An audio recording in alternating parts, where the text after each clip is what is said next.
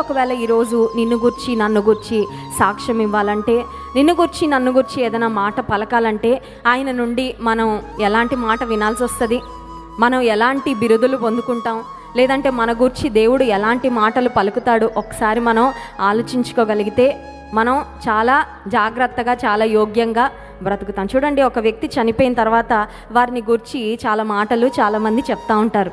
బ్రతికినప్పుడు చాలాసార్లు వినపడని విషయాలన్నీ కూడా వారు చనిపోయాక, మంచి అయినా చెడైనా, ఒకవేళ చెడ్డవాడైతే అతని గురించి అతను చెడ్డవాడని చెప్పడానికి భయపడతారు. ఎందుకంటే అతను బాగా చెడ్డవాడు అనుకోండి, మళ్ళీ అతని గురించి ఏదైనా నెగిటివ్గా మాట్లాడితే మాకేదైనా నష్టం కష్టం కలుగజేస్తారని కొంతమంది భయపడతారు.